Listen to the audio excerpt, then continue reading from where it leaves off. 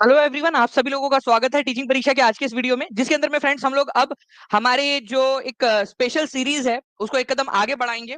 मैं आप लोगों को बता दूं फ्रेंड्स के टीचिंग परीक्षा कंटिन्यूअसली आप लोगों के लिए और ज्यादा बेहतरीन चीजें जो है वो लेकर आता जा रहा है।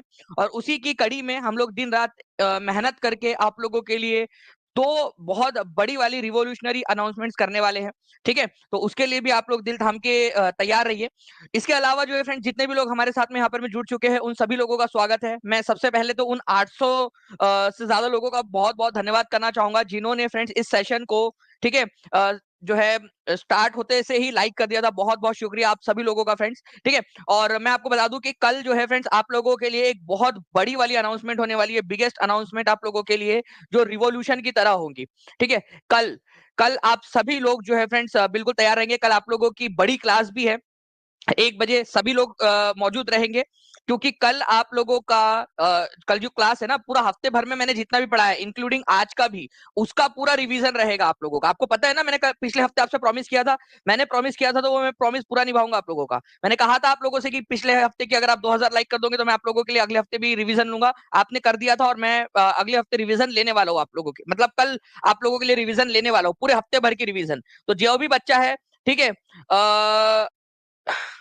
ओके, तो जितने भी बच्चे हैं जो पढ़े नहीं अब तक पूरे हफ्ते भर का, नए बच्चे जुड़े हुए, प्लीज एक हफ्ते भर का पूरा जो है वो रिवाइज कर लिएगा। ठीक है, चैनल को सब्सक्राइब कर लेना आप लोग, बेल आइकन दबा देना, सेशन को लाइक कर दीजिए ताकि आप लोगों को नोटिफिकेशन जो है टाइम टू टाइम मिलते रहे। ठीक है, क्योंकि ये बहुत ज्यादा जरूरी है फ्रेंड। इससे क्या होगा कि आपको टाइम टू टाइम सारी चीजें पता चलती रहेंगी। चलिए पहले क्वेश्चन की तरफ में हम लोग आगे बढ़ते हैं फ्रेंड्स। देखिए एनसीईआरटी का क्वेश्चन और आप लोगों की टीआरई का पीवाईक्यू, टीआरई में पूछा गया प्रश्न आप लोगों का। ठीक है, और इंपॉर्टेंट है क्योंकि ये क्वेश्चन बहुत सारे एग्जाम्स में आ चुका है।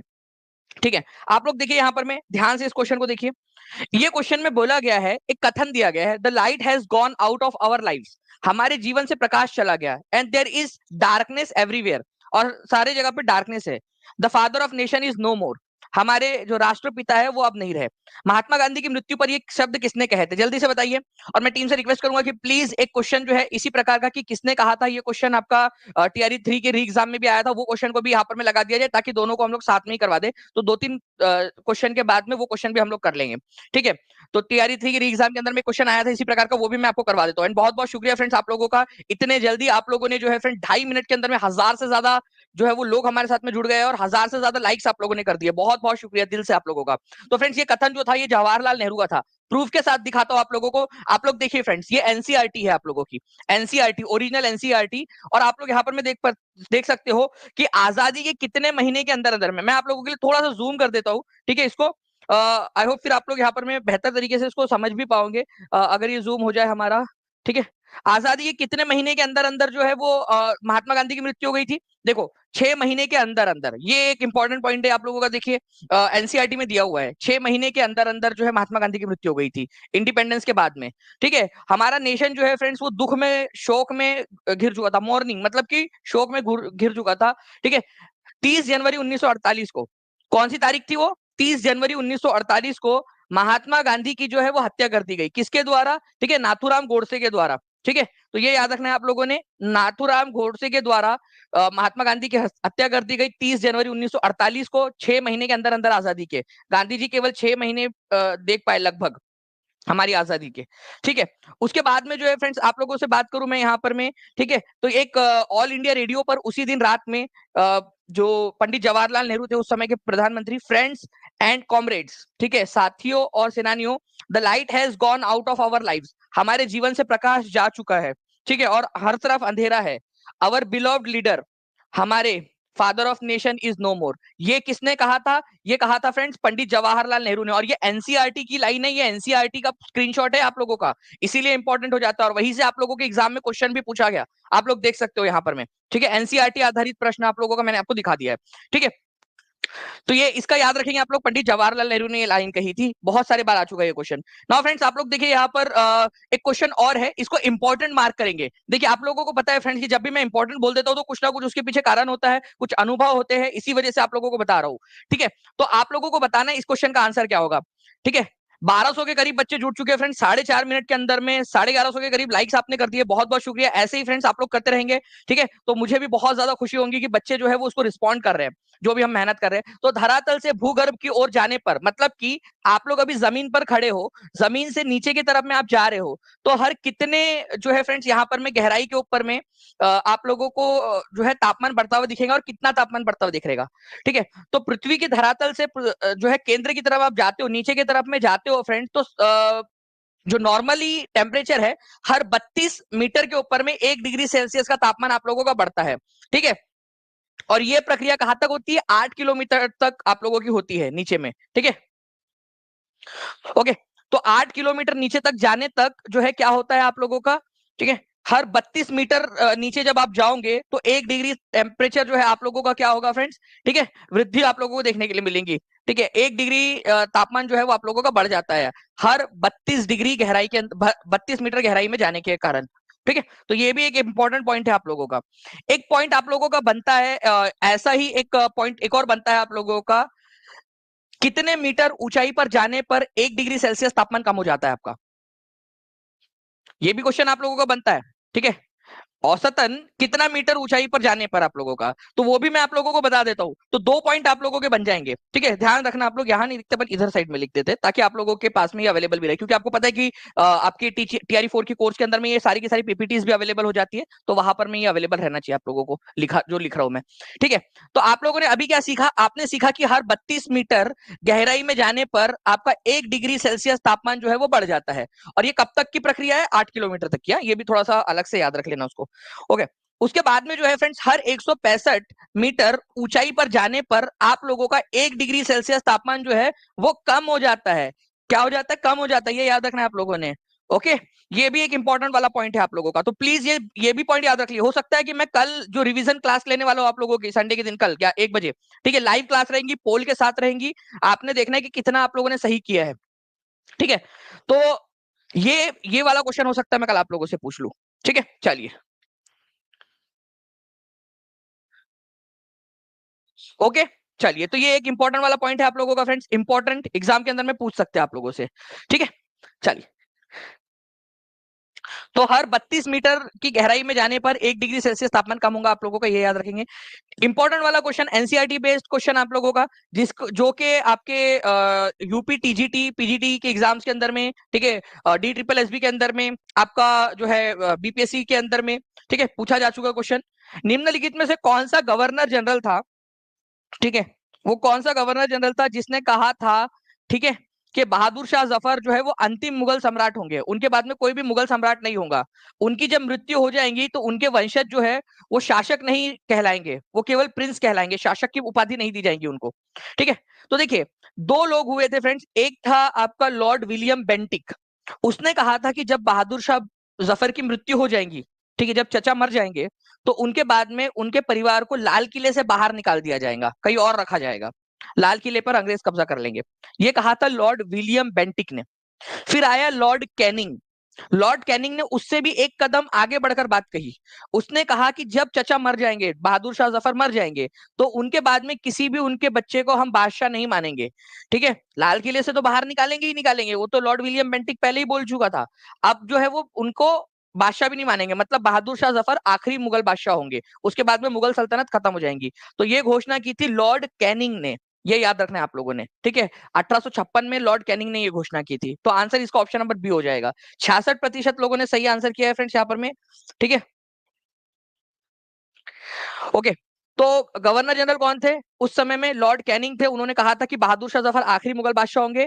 और लाल किले से बाहर निकालने वाली बात किसने कही थी? लाल किले से बाहर निकालने वाली बात, ये भी एक इंपॉर्टेंट क्वेश्चन है। और कब कही थी? ये कही थी लॉर्ड डलहाउसी ने, ठीक है, यहाँ पर आपके 1849 के अंदर में। तो उस समय गवर्नर जनरल थे लॉर्ड डलहाउसी, जिन्होंने कहा था कि लाल किले से बाहर निकाल दिया जाएगा। और जब बात आप लोगों से पूछ ली जाए कि आखिरी मुगल बादशाह होंगे, ये किसने कहा था, तो ये कहा था लॉर्ड कैनिंग ने 1856 में। ये 2 पॉइंट बहुत इंपॉर्टेंट है, प्लीज इसको याद रखिएगा आप सभी के सभी लोग, ठीक है, ठीक है। चलिए, नेक्स्ट क्वेश्चन की तरफ में हम लोग आगे बढ़ते हैं फ्रेंड्स। बेगम हजरत महल, ठीक है, बेगम हजरत महल ये बताइए आप लोग यहाँ पर में इन्होंने कौन 1857 में कहाँ से हिस्सा लिया था? इनका एक निकनेम भी था, बेगम हजरत महल को एक निकनेम के नाम, निकनेम से भी जाना जाता था। कोई बता सकता है उनका निकनेम क्या था? ठीक है, जल्दी बताइए। 1857 वाली जो क्लास थी ना आप लोगों की, जो मैंने आपको पेड में कराई है, उसके अंदर में मैंने इसको पूरा पढ़ाया भी आपको, इस इनका निकनेम भी पढ़ाया था वहां पर में। ठीक है, तो इनको महक परी के नाम से जाना जाता है, महक परी। ठीक है, महक परी का इनका निकनेम है। और इन्होंने लखनऊ से लड़ाई लड़ी थी, लखनऊ। अवध की जो है ये महारानी थी, ठीक है, वाजिद अली शाह, अवध के आखिरी नवाब, उनकी बेगम थी ये, ठीक है, उनकी पत्नी थी। तो इन्होंने क्या किया, इन्होंने देखा कि इनके पति को जो है वो नजरबंद कर दिया गया है, मतलब कि कलकत्ता में ले जाकर कैद कर दिया गया है। ठीक है, तो इन्होंने अपने बेटे, ठीक है, जो बिरजिश कादर था, उसको गद्दी पे बिठा दिया, बोला कि ठीक है, आज से आपके नए नवाब है बिरजिश कादर। वो महिष्मती टाइप का नहीं, क्या वो कौन सी रानी थी वो, वो महिष्मती के अंदर में वो मैडम का नाम क्या था? ठीक है, मेरा आदेश ही है शासन वाली,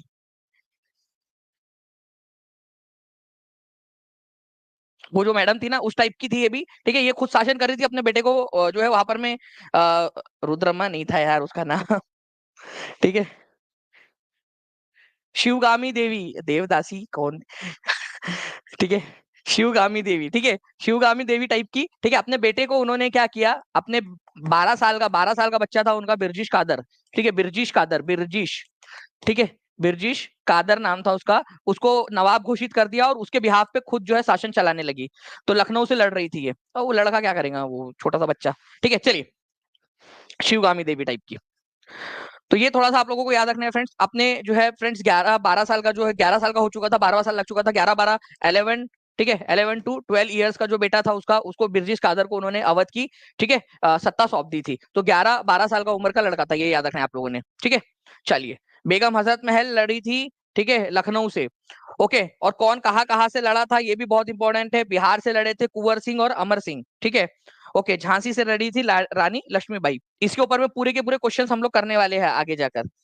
ओके, नाउ फ्रेंड्स, एक इंपॉर्टेंट वाला क्वेश्चन आप लोगों का, ठीक है, इसको बताइए इसका आंसर क्या होगा। फिर मैं आप लोगों के लिए एक मस्त वाला क्वेश्चन लगा दूं। चलिए, बहुत बढ़िया फ्रेंड्स, आप लोगों के देखिए यहाँ पर में आंसर्स आने स्टार्ट हो गए हैं, कंटिन्यूअसली आप लोग आंसर्स कर रहे हो। ठीक है, तो यहाँ पर में देखिए 1857 के विद्रोह के समय में ब्रिटेन के प्रधानमंत्री कौन थे? तो ये थे पाल्मरस्टन, ये याद रखना है आप लोगों ने, पाल्मरस्टन। ठीक है, लॉर्ड चर्चिल जो है फ्रेंड्स, ये वर्ल्ड वॉर 2 के समय में थे। वर्ल्ड वॉर 2 के समय में ब्रिटेन के प्रधानमंत्री कौन थे?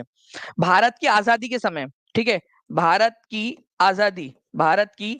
आजादी के समय में कौन थे? अगर ये क्वेश्चन आ जाए आप लोगों से, तो ये हो जाएगा आप लोगों का, ठीक है, क्लीमेंट एटली। और पाल्मरस्टन थे 1857 के विद्रोह के समय में।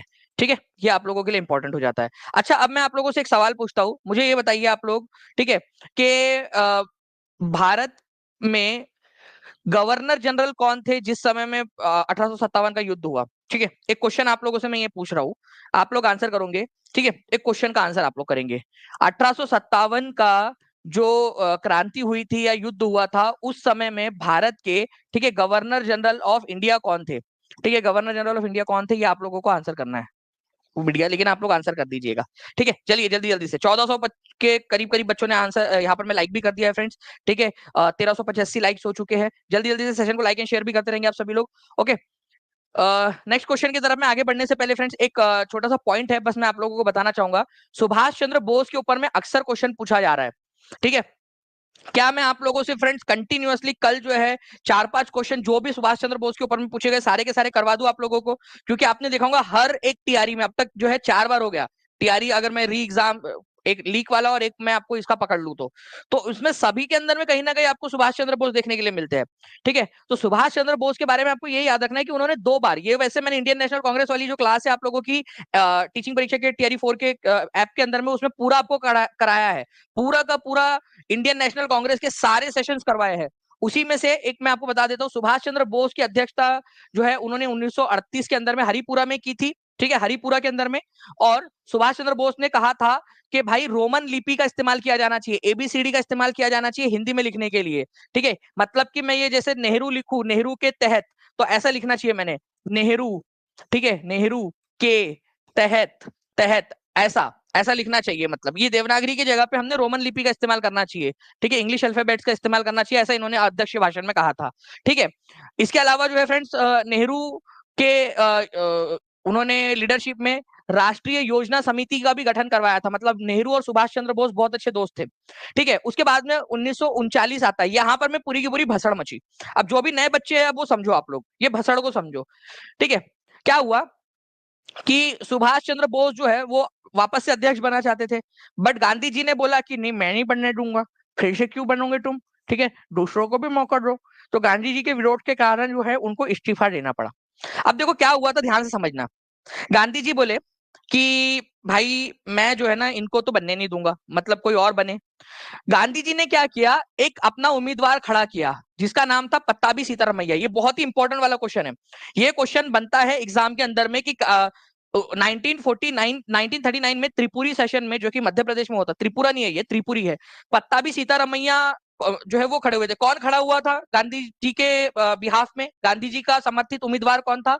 पट्टाभी सीतारामैया, सुभाष चंद्र बोस के खिलाफ, ठीक है। लेकिन जीता कौन? फिर भी सुभाष चंद्र बोस जीत गए। अब गांधी जी जो है वो त्रिपुरी सेशन में गई नहीं, वो रूठी सासू माँ, वो शिवगामी देवी टाइप का। शिवगामी देवी को फिर से लेकर आते हैं अपन।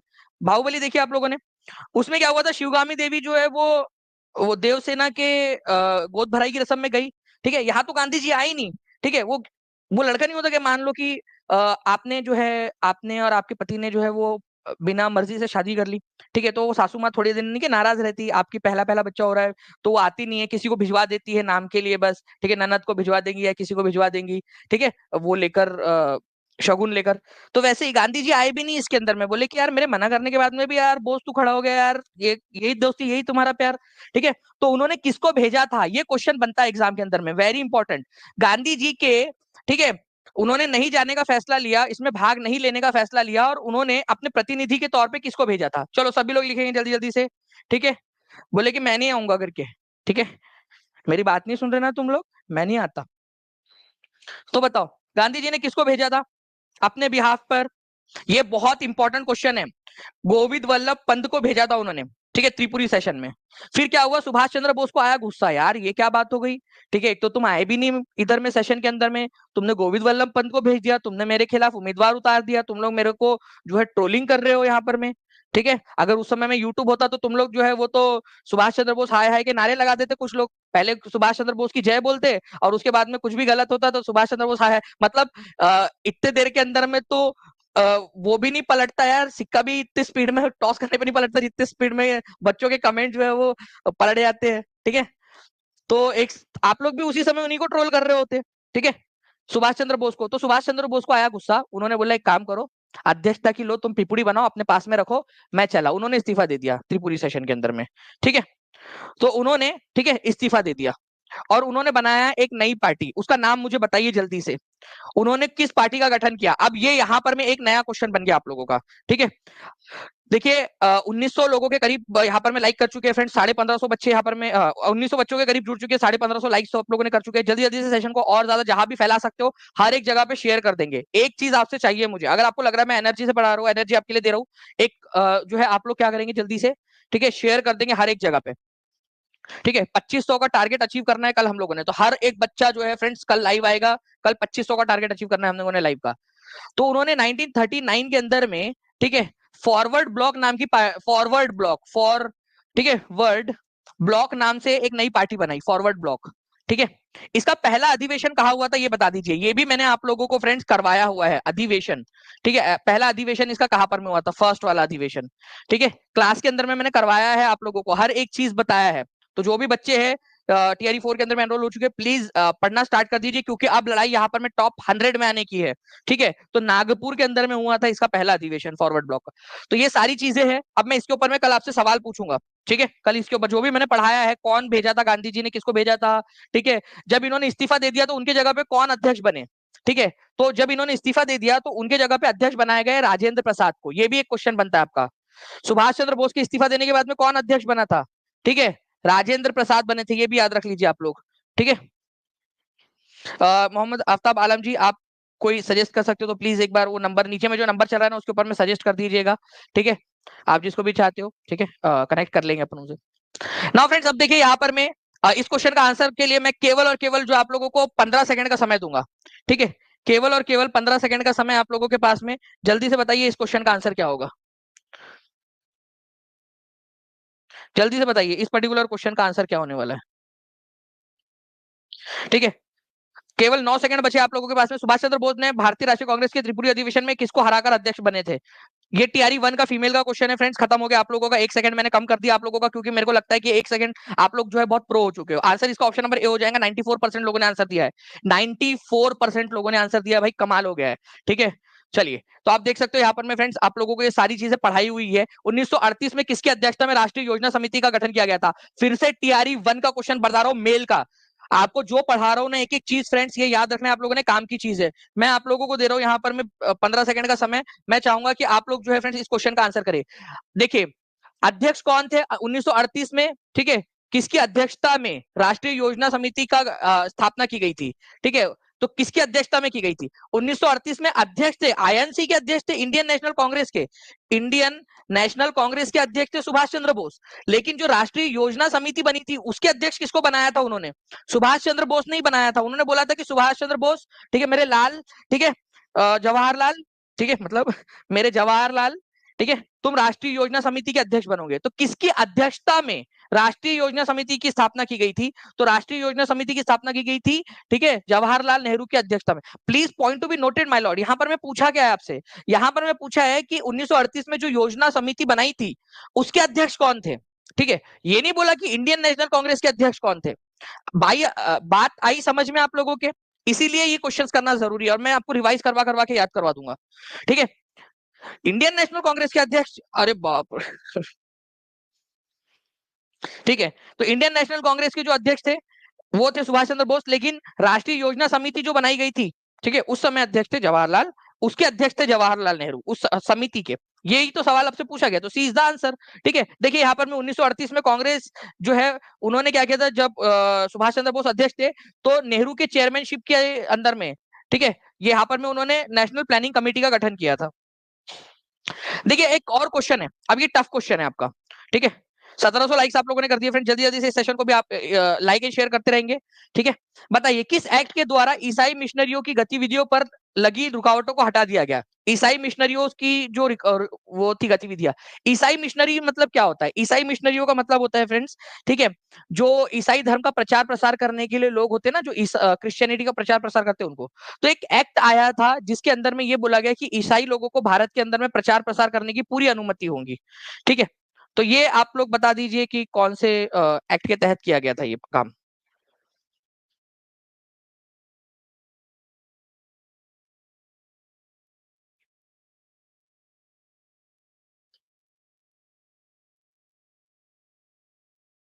चलिए, अब देखिए फ्रेंड्स, आप लोगों को चैलेंज इस क्वेश्चन का आंसर है ऑप्शन नंबर ई। मैंने आपसे कहा था कि ये थोड़ा सा टफ क्वेश्चन है, लेकिन फ्रेंड्स अगले बार जो है ये आ सकता है आप लोगों का। ठीक है, ये किया गया था चार्टर एक्ट ऑफ, ठीक है 1813, 1813 का जो चार्टर एक्ट है उसके अंदर में। इसी वजह से आप लोगों को जो ये क्लास है ना आप लोगों की, ठीक है, जिसके अंदर में आपको जो एक्ट है, जो अलग अलग कानून है जो पढ़ाया है आप लोगों को, ठीक है, वो आप लोगों को करना जरूरी है। जो कानूनों को दो पार्ट में पढ़ाया है मैंने आप लोगों को। ठीक है, आप लोगों को जो है जी बिल्कुल सौमित सिंह जी, आप सिलेक्शन के साथ रैंक भी लाना है। ठीक है, एक के अंदर में मैंने आप लोगों को जो है आपके 1857 के पहले के कानून पढ़ाए हैं, और एक के बाद मैंने एक लेक्चर में मैंने आपको 1858 के बाद के कानून पढ़ाया है। तो उसके अंदर में, ठीक है, तो चार्टर एक्ट के अंदर में ये किया गया था कि क्रिश्चियन मिशनरीज को अलाउ कर दिया गया था। ठीक है, तो ई इसका आंसर हो जाएगा। ब्रिटिश व्यापारियों को, ठीक है, 1813 के चार्टर अधिनियम के तहत लाइसेंस प्रणाली के तहत भारत में व्यापार करने की अनुमति दी गई। ठीक है, और इसके अलावा जो है फ्रेंड्स यहाँ पर में जो है ये बोला गया कि एक अन्य जो विशेषता थी, मिशनरियों को जो भारत आने और धार्मिक धर्मांतरण में शामिल होने की अनुमति दी गई थी यहाँ पर में। मतलब कि जो ईसाई धर्म का प्रचार प्रसार है उसको अनुमति दे दी गई, उनके ऊपर में जो थी वो हटा दी गई। ठीक है, इसी एक्ट के तहत। ये भी याद रखेंगे आप सभी लोग। ओके, ये देखिए एक क्वेश्चन था D triple S B TGT में आया हुआ। ठीक है, अब देखिए ये क्वेश्चन का आंसर आप लोग बताओ अभी। अब आप लोग देखिए यहाँ पर में, ओके, स्वाति प्रिया आप इमोजीज बहुत इस्तेमाल करती हो यार। ठीक है।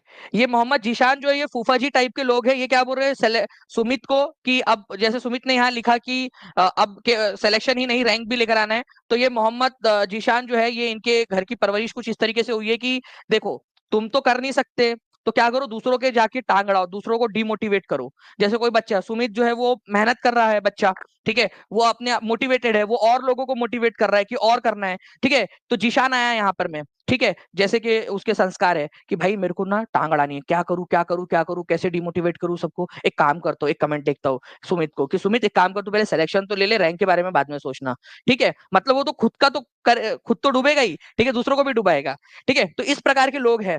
तो जिशान जाके बता देना घर पे कि तुमने मतलब अपनी जो परंपरा है, प्रतिष्ठा है तुम्हारी, ठीक है, जो सिखाया गया होगा तुमको उसका प्रदर्शन तुम करके आए हो करके, मतलब प्राउड फील करेंगे ना वो भी कि तुम करके आए हो करके अपने प्रदर्शन, 10-12 लोगों को तुम डिमोटिवेट करके आए हो, ठीक है। तो इसका बताना तुमने उनको घर पे जाके, मतलब वो they will be proud on you भाई, ठीक है, they will be proud on you, ठीक है।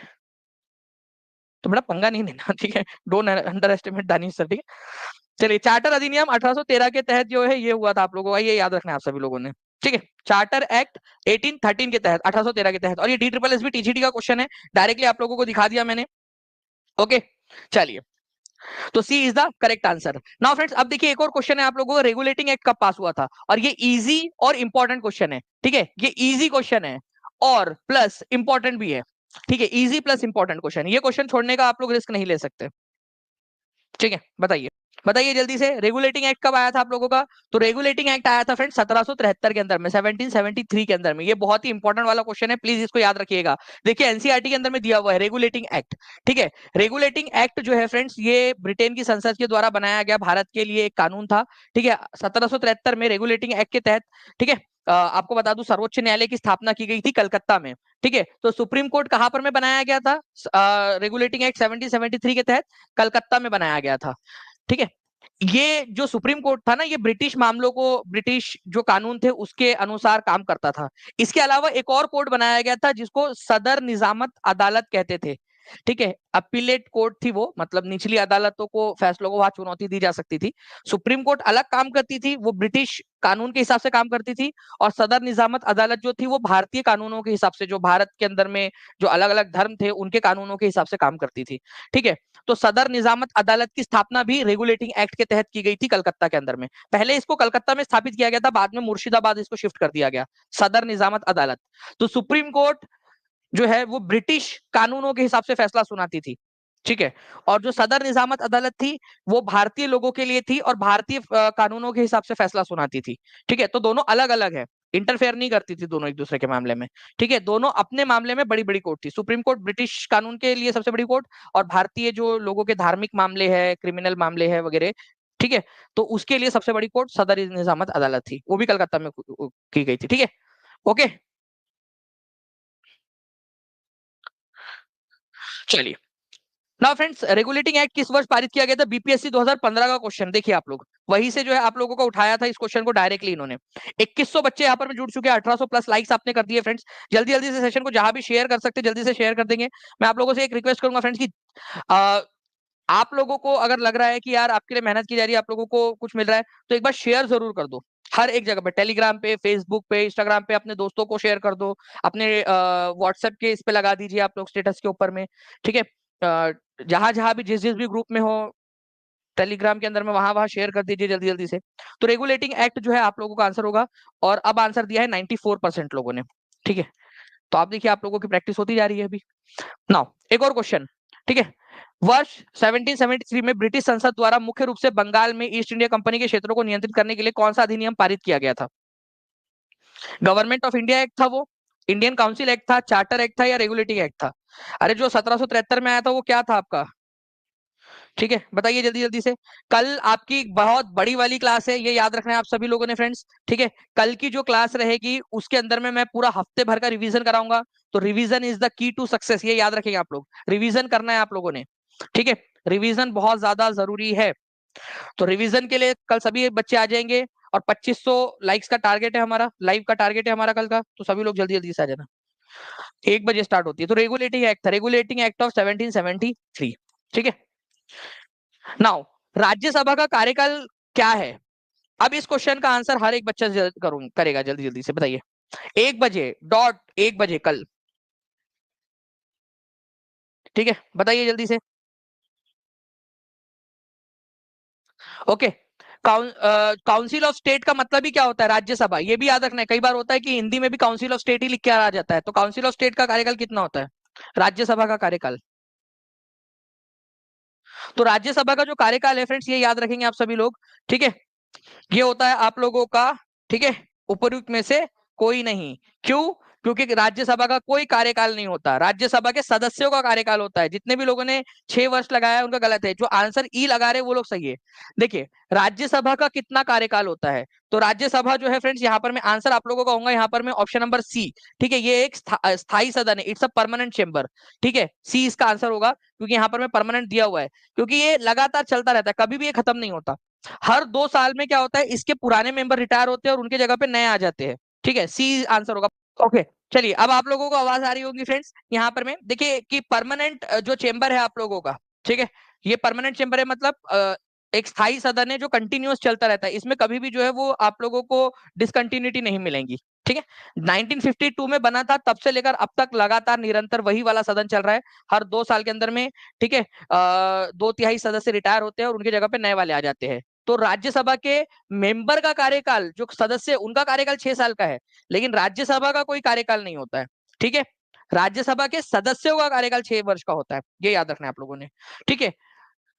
भारतीय उच्चतम न्यायालय अस्तित्व में कब आया? अब ध्यान से समझिए आप सभी लोग, ये कौन सा वाला बात हो रही है? भारतीय उच्च न्यायालय, supreme court of India, not that supreme court that was established in 1773 इन कोलकाता, ठीक है। यहाँ पर मैं बात हो रही है, इंडिया लगा हुआ है, मतलब सुप्रीम कोर्ट जो हमारा वाला है ना, उसकी बात हो रही है आप लोगों की।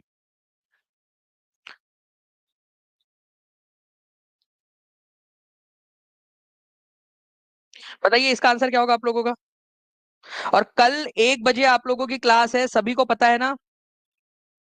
1 बजे एग्जैक्ट आप लोगों को आ जाना है। देखिए फ्रेंड्स, अगर मैं आप लोगों से बात करूं तो आंसर यहां पर में हो जाएगा ऑप्शन नंबर ई, क्योंकि देखिए रेगुलेटिंग एक्ट के तहत बनाया गया था आप लोगों का कलकत्ता के अंदर में, ठीक है, ये याद रखना है आप लोगों ने। लेकिन फ्रेंड्स, भारत का जो सुप्रीम कोर्ट है, ठीक है, जो आजादी के बाद में और संविधान लागू होने के बाद में जो लागू हुआ आपका, उसकी स्थापना हुई थी 28 जनवरी 1950 को, ठीक है, 28 जनवरी 1950 को जो है फ्रेंड्स, ये हुआ था आप लोगों का, तो ये इंपॉर्टेंट हो जाएगा आपका, मतलब संविधान लागू होने के 2 दिन बाद, 28 जनवरी 1950 को, ठीक है, 2 दिन बाद, गणराज्य लोकतंत्र बनने के, ठीक है, रिपब्लिक लागू होने के, रिपब्लिक बनने के 2 दिन बाद में, ठीक है। तो सुप्रीम कोर्ट, आज जो सुप्रीम कोर्ट आप देखते हो ना, वो कब बना था? वो बना था आपका 28 जनवरी 1950 को, ठीक है। तो सुप्रीम कोर्ट ऑफ इंडिया आया था अस्तित्व के अंदर में। आप लोग तारीख लिख देंगे जल्दी से, क्योंकि ये क्वेश्चन डायरेक्टली आप लोगों से पूछा जा सकता है, ठीक है। पीआरटी के अंदर में भी, जीएस के अंदर में पूछ सकते हैं, हो सकता है 6 to 8 में पूछ ले, 9 10th में पूछ ले, 11 12 में पूछ ले, कहीं पे भी पूछ सकते हैं, या सब्जेक्ट में पूछ ले आप लोगों से, कहीं पे भी, ठीक है। एच जे कार्निया इसके पहले चीफ जस्टिस थे, एच जे कार्निया, ठीक है। अभी 50वें नंबर के चीफ जस्टिस कौन है? 50th नंबर के, बता सकते हो आप लोग? 50वें नंबर के चीफ जस्टिस कौन है अभी हमारे फिलहाल में? निम्नलिखित में से कौन सा संवर्ती सूची में शामिल है?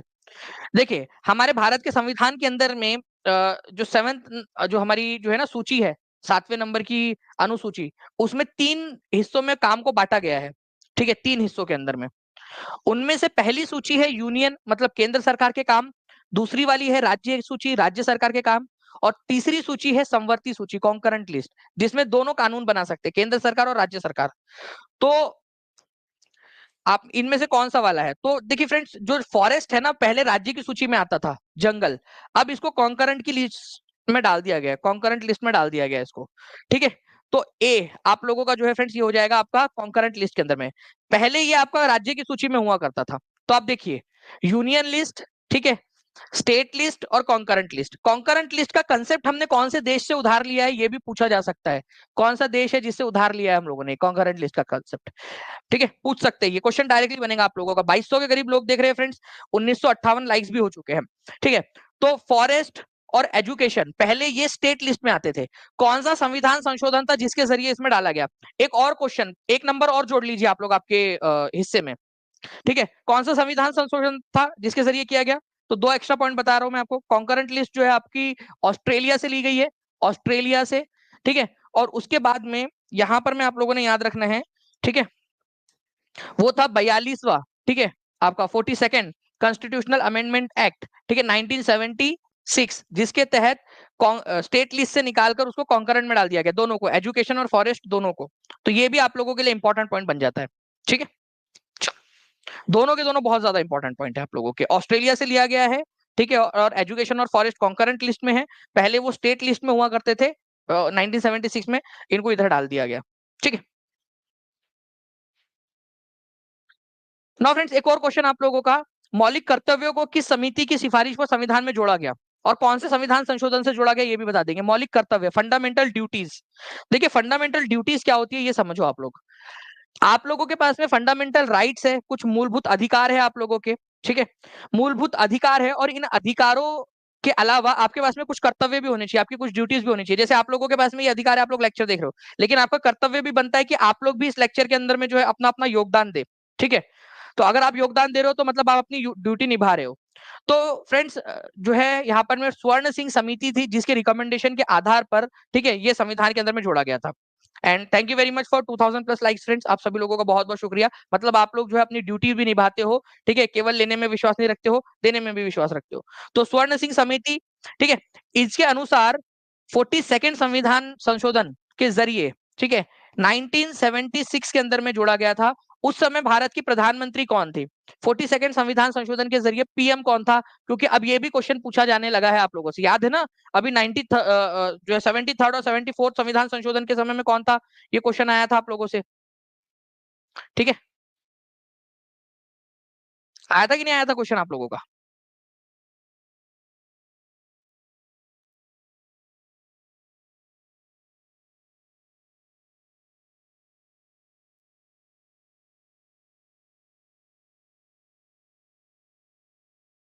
चलिए, तो ये आप लोगों ने आंसर कर दिया है फ्रेंड्स। अब मैंने जो नेक्स्ट क्वेश्चन की तरफ मैं आप लोगों को लेके चल रहा हूँ, वो भी आप लोगों के लिए बहुत ही बढ़िया क्वेश्चन है, ठीक है।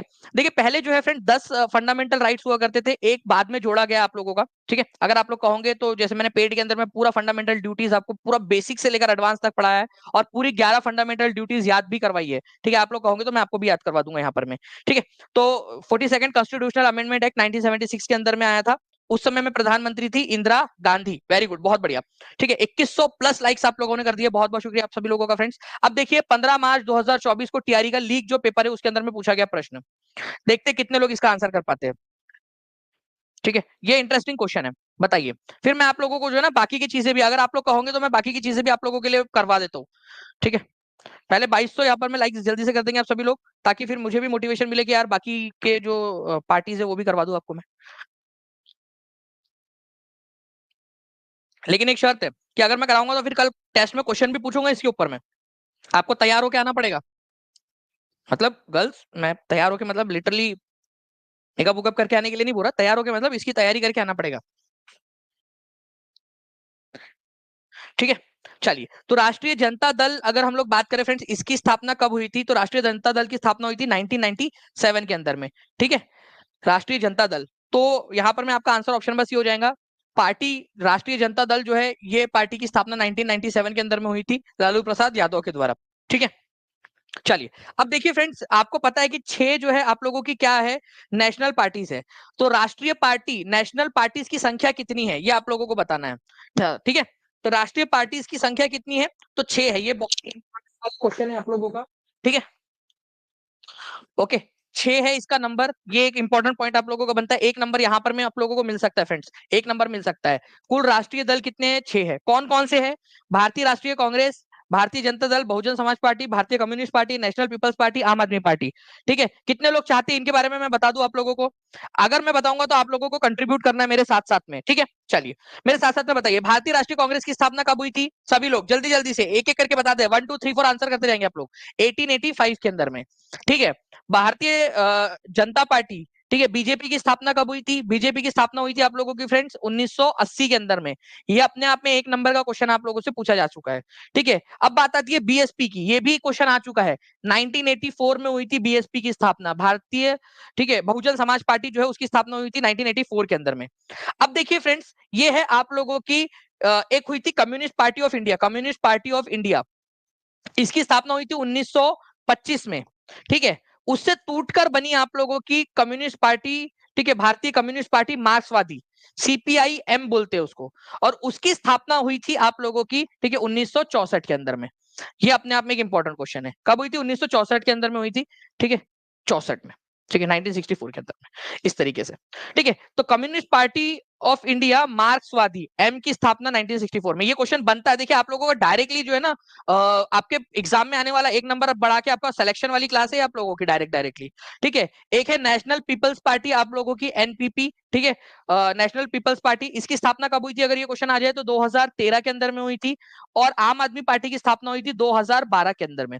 तो ये एटलीस्ट इतना आप लोगों ने याद करना है, बाकी का मैं और भी आप लोगों को याद करवा दूंगा, ठीक है, अगर आप लोग कहोगे, ठीक है। जितने भी पार्टी से आप लोगों की, समाजवादी पार्टी की स्थापना कब हुई थी और ये सारी की सारी, ठीक है। अब एक क्वेश्चन आपसे बन सकता है, जनता दल की स्थापना कब हुई थी? जनता दल यूनाइटेड, JDU की स्थापना, ये भी तो अभी अभी बिहार के अंदर में है ना, ठीक है। तो जनता दल यूनाइटेड की स्थापना हुई थी 2003 के अंदर में, ठीक है, ये याद रखेंगे आप लोग।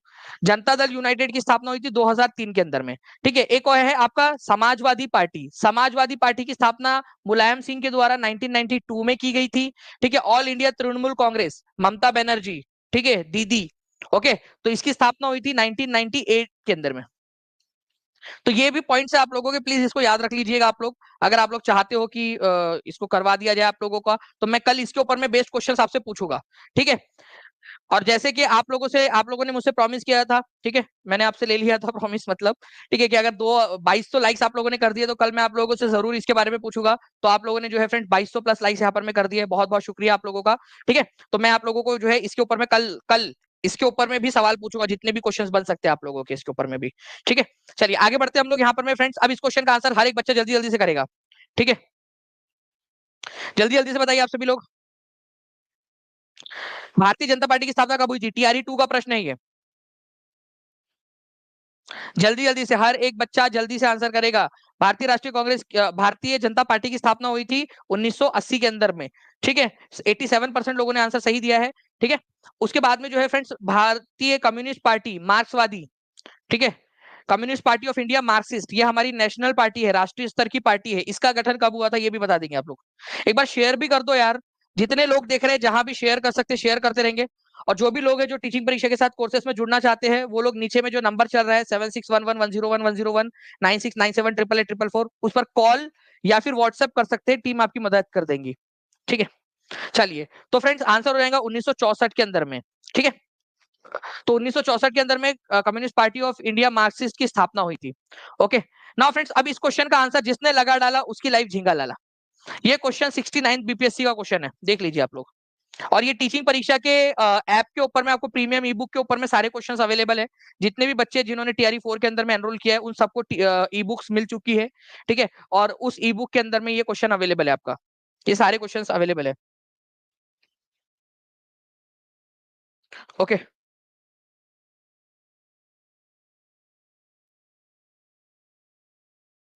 देखिए, तो भारतीय कम्युनिस्ट पार्टी की अगर हम लोग बात करेंगे यहाँ पर में, ओके, मार्क्सवादी, उससे पहले आप लोगों को ये समझना है भारतीय कम्युनिस्ट पार्टी की स्थापना कब हुई थी। तो भारतीय कम्युनिस्ट पार्टी की स्थापना हुई थी 1925 के अंदर में, ठीक है।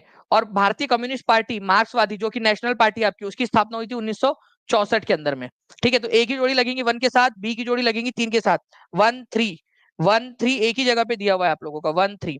बहुजन समाज पार्टी आपको डायरेक्टली याद है 1984 के अंदर में हुई थी। और all India Trinamool Congress, AITMC, अभी बताया आपको, ममता दीदी वाली, 1998 के अंदर में, ठीक है। तो 4 की जोड़ी 2 के साथ लग जाएंगी आपकी, तो आंसर इसका ऑप्शन नंबर ए हो जाएगा। कितना परसेंट लोगों ने आंसर किया है? 70% लोगों ने सही आंसर किया है, ठीक है। 70% लोगों ने सही आंसर किया। आप लोग देख सकते हो फ्रेंड्स, यहाँ पर मैं पूरा जो मैंने आपको समझाया था ना अभी, ये इस स्लाइड के अंदर में देखिए, पूरा उसी में से communist party of India, communist party of India मार्क्सवादी, ठीक है, बहुजन समाज पार्टी आप लोगों की, भारतीय जनता पार्टी, ठीक है, इसके अंदर में से आपका पूरा का पूरा हो गया। यहाँ पर मैं बताया था आपको, all India Trinamool Congress, Samajwadi party आगे में पूछा जा सकता है, जनता दल यूनाइटेड आपसे पूछा जा सकता है। इसके अलावा आप लोगों से पूछा जा सकता है राष्ट्रीय जनता दल जो है RJD, उसकी स्थापना कब हुई थी, जो पूछा भी गया था पहले भी और आगे में भी पूछे जाने की संभावना है आप लोगों की, ठीक है। तो इसको थोड़ा सा याद रख लेना आप लोग। अच्छा, एक क्वेश्चन और है आप लोगों के लिए, ठीक है। इस क्वेश्चन का आंसर लगाने की कृपा करें, इस क्वेश्चन को लगाने की कृपा करें जल्दी से। देखिए, आप लोगों को बता दूं फ्रेंड्स कि जो भी पढ़ा रहा हूं ना आप लोगों को, ठीक है, वो सारे के सारे आप लोगों के काम के क्वेश्चन है, एग्जाम में आने वाले क्वेश्चन है। और ये टीचिंग परीक्षा का आप देख भी सकते हो, टीचिंग परीक्षा के ऐप के ऊपर में अवेलेबल है ये, ठीक है, क्वेश्चंस पूरे के पूरे। और ये एग्जाम में आया था क्वेश्चन आप लोगों का इसी से रिलेटेड। अखिल भारतीय तृणमूल कांग्रेस AITMC, बताइए जल्दी से इसका आंसर क्या होगा? जो बच्चा लेक्चर देखेगा पूरा, ठीक है, उसका फायदा होगा। बताइए। ऑल इंडिया तृणमूल कांग्रेस, ठीक है, अखिल भारतीय तृणमूल कांग्रेस, इसकी स्थापना 1998 के अंदर में हुई थी, ठीक है। उसके बाद में जो है फ्रेंड्स आप लोगों का एक कट गया है, बट कोई बात नहीं, हम उसको लगा देंगे, ठीक है। बहुजन समाज पार्टी की स्थापना, बहुजन समाज पार्टी, ठीक है, 1984 में हुई थी। तो ए की जोड़ी लगेंगी 4 के साथ में, ठीक है। बी की जोड़ी लगेंगी आप लोगों की 1 के साथ में, 4 और 1। तो ये आंसर तो हो नहीं सकता, सी हो सकता है आपका, ठीक है, या फिर नन ऑफ द अबव हो सकता है। भारतीय जनता पार्टी जो है फ्रेंड्स, इसकी स्थापना हुई थी 1980 के अंदर में। तो सी की जोड़ी 2 के साथ लगेंगी, बिल्कुल यहां तक तो बिल्कुल सही है, ठीक है। भारत का मार्क्सवादी दल, ठीक है, मतलब कम्युनिस्ट पार्टी ऑफ इंडिया मार्क्सवादी, ठीक है, इसकी स्थापना हुई थी 1964 के अंदर में। तो डी की जोड़ी 3 के साथ में, ये भी बिल्कुल सही है, तो सी इज द आंसर, ठीक है। या आप लोगों का TRE 3 का री एग्जाम का पेपर है, TRE 3 री एग्जाम, ताजा ताजा क्वेश्चन है अभी वाला, जो अभी आप लोगों को बस बढ़ाया है मैंने, जो अभी एग्जाम हुई है आप लोगों की, ठीक है, 15 दिन पहले, उसका पेपर, उसका क्वेश्चन आप लोग खुद देख सकते हो, ठीक है। 2300+ आपने लाइक कर दिए फ्रेंड्स, बहुत बहुत शुक्रिया। बस एक बार हर एक बच्चा जो है वो शेयर कर देगा, तो मुझे भी लगेगा कि हाँ यार आप लोग जो है यहाँ पर में कर रहे हो और आपके लिए मेहनत करनी है, ठीक है। तो जितने भी बच्चे हैं जो टीचिंग परीक्षा के साथ में जुड़ना चाहते हैं, नीचे में नंबर दिया हुआ है, उसके ऊपर में कॉल या व्हाट्सएप कर सकते हो आप सभी लोग फ्रेंड्स, ठीक है। नंबर जो चल रहा है उस पर कॉल या व्हाट्सएप कर लीजिए। टीचिंग परीक्षा चैनल को सब्सक्राइब करके बेल आइकन हर एक बच्चे ने दबा लेना है, ठीक है। साथ ही साथ मैं आपको बता दूं कि टीचिंग परीक्षा के जो है आप लोगों के लिए एक बहुत बड़ा रिवोल्यूशन लेकर आ रहे हैं कल हम लोग, ठीक है। तो कल एग्जैक्ट 1 बजे एक तो रिविजन होंगी आप लोगों की, ठीक है, ओके। एक तो आप लोगों की जो है फ्रेंड्स रिवीजन होंगी, और दूसरी बात आप लोगों का जो है फ्रेंड्स ये वाली अनाउंसमेंट भी की जाएंगी। कितने बार संशोधन, 106 बार संशोधन हो चुका है, ठीक है। संविधान में संशोधन पूछ रहे थे कोई यहाँ पर में अभी, ठीक है, मधु पांडे जी, ठीक है। तो 106 बार संशोधन हो चुका है। 106 नंबर का जो संविधान संशोधन था वो महिला आरक्षण का था, 33% का, लोकसभा और विधानसभाओं के अंदर में, ठीक है। तो ये वाला भी है, और कल टेस्ट के लिए भी तैयार रहिए आप सभी लोग। रैंक बूस्टर वाली क्लास जो है वो अमित जी ऑलरेडी मैं आपको बता चुका हूँ कि 1 सितंबर से स्टार्ट होंगी वो, ठीक है, 1 सितंबर से। ओके, चलिए, thank you very much friends. मिलते हैं हम लोग हमारे नेक्स्ट लेक्चर के अंदर में, तब तक के लिए take care and bye. Session को शेयर जरूर कर दीजिए एक एक बार। मैं आप सभी से रिक्वेस्ट करता हूँ, जितने भी बच्चे यहाँ पर मैं देख रहे हैं, अगर आपको लग रहा है कि आप लोगों के लिए कुछ काम की चीज है, तो प्लीज हर एक जगह पे शेयर कर देंगे, सेशन को जाने जाते जाते हर एक जगह पे शेयर कर दीजिए, ठीक है। एक दूसरे से सवाल भी करते रहेंगे आप सभी लोग नीचे में, ठीक है, क्वेश्चंस पूछते रहेंगे, ताकि बाकी लोग भी जो है वो मोटिवेट हो सके, आप भी मोटिवेट हो, आपको भी रिविजन होती रहे, ठीक है। चलो, thank you very much, take care and bye, God bless you all, thank you very much, bye, thank you.